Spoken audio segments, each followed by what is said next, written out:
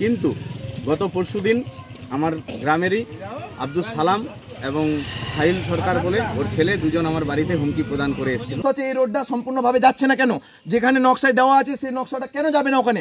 এখানে পঞ্চায়েতের রেকর্ড করা জায়গা, কেন আমাদেরকে মানে কেন রাস্তাটা হতে চাইছে না? এই স্কিমটা অন্য জায়গায় করা হচ্ছে।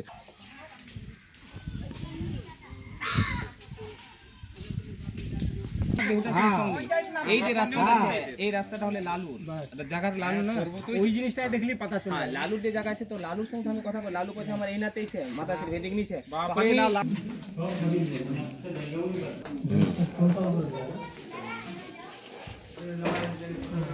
সব ভয় দিয়া লেনা ঘরে পরে ঘটি দেলা পাতা ঘর একটা কিছু নিচে সিন্দুক বিন্দুক সব দেখা যায় কিছু নিচে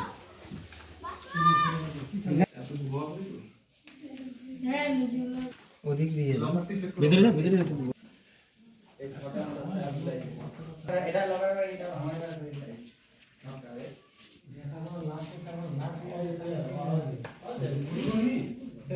যদি মত ধবল চলছে দেখা করার মধ্যে আওয়াজ তো হয়ে গেল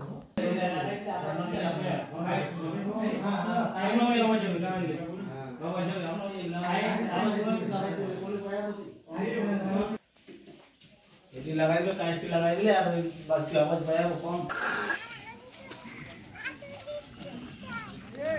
এবং গতকাল আমি সন্ধ্যাবেলা পঞ্চায়েতের আগে দিকে কয়েকজন মেম্বারের সঙ্গে আলাপ আলোচনা করছিলাম, তখন ওখানে গিয়ে আমাকে অশ্লীল ভাষায় গালাগাল এবং ওখানে আমাকে হুমকি প্রদান করা হয়, নানা রকম প্রাণনাশেরও হুমকি দেওয়া হয় এবং আমাকে দেখে নিবে, গ্রামে আমাকে ঢুকতে দিবে না, মারধর করা হবে, এই সংক্রান্ত অনেক কিছু হুমকি প্রদান করে আছে। এই ঘটনা কি তাহলে এরাই ঘটিয়েছে মনে করছে? এখন তো তাহলে হুমকিতে বোঝা যাচ্ছে যে এরাই করেছে, এরা ছাড়া আর কারা করবে? এরা কারা? এরা কোন পার্টি করে? এরা তো মূলত তৃণমূল কংগ্রেস করে। আচ্ছা, প্রভাবশালী আমি তৃণমূল গোটা দলকে এখানে দায়ী করব না, কিন্তু বুথ স্তরের কিছু তৃণমূলের কর্মী এর সঙ্গে হয়তো যুক্ত হতে পারে, কারণ কালকে উনি নিজেই বলেছেন সমস্ত মেম্বারদের সামনে যে হ্যাঁ আমার পিছনে আমার পরামর্শদাতা আছে। এই রোডটা সম্পূর্ণভাবে যাচ্ছে না কেন? যেখানে নকশায় দেওয়া আছে সেই নকশাটা কেন যাবে না ওখানে?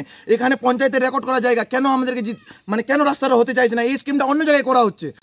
পরিবারের লোকেরা সম্পূর্ণ আমাদেরকে চক্রান্ত করে ফাঁসানো হয়েছে। কাল আমরা রাত্রে ওখান থেকে আসার সময় দিলরোজ আমাদেরকে সরাসরি বলে দিল যে তোমার সাথে এখন আমার পার্সোনাল দুশ্মনী স্টার। সে বলে দিল যে দেখে নিব।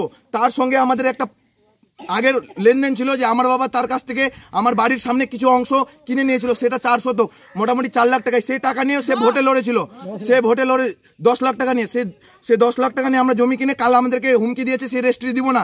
এবং গতকাল রাত্রে আমাদের চক্রান্ত করে ফাঁসিয়ে সে বলছে নাকি ওর বাড়িতে ঢুকে, যে বাড়িতে উপস্থিত কোনো লোক নাই সে লোক চাচলে থাকছে, তার বাসিন্দা, আর তার গেটে তালা লাগা আছে। সেই চক্রান্ত ফাঁসিয়ে আমাদেরকে বলছে ফাঁসানোর জন্য যে সে আমরা নাকি ওই চুরি করেছি, ফাইল চুরি করে এনেছি, সোনা চুরি করে এনেছি। আদৌ আমরা কিছু করিনি, সম্পূর্ণ তারা কেউ থাকতো। বর্তমান যাই ওর বাবা ফ্যামিলি সব চাচলে আছে। এবার যদি ওই কাউকে দায়িত্ব দিয়ে যায় তাহলে অন্য কারো দায়িত্বে আছে ওই বাড়িটা, কিন্তু আমরা সেটা আর বলতে পারবো না স্যার। কিন্তু দলের কোনো বিষয় নেই, যারা দুষ্কৃতী হয়তো ওদের মধ্যে পারিবারিক কোনো বিবাদ আছে, কোনো কিছু হয়তো আছে, ওটা দুষ্কৃতী যারা, দুষ্কৃতীদের পুলিশ তদন্ত করে উপযুক্ত ব্যবস্থা নেবে, এতে দলের কোনো কিছু যায় আসে না।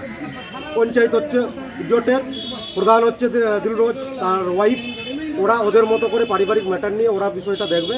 আর যারা দুষ্কৃতী তারা দুষ্কৃতির নজরে প্রশাসন তাদেরকে দেখবে এবং তাদেরকে সাজা দেবে, উপযুক্ত ব্যবস্থাও নেবে।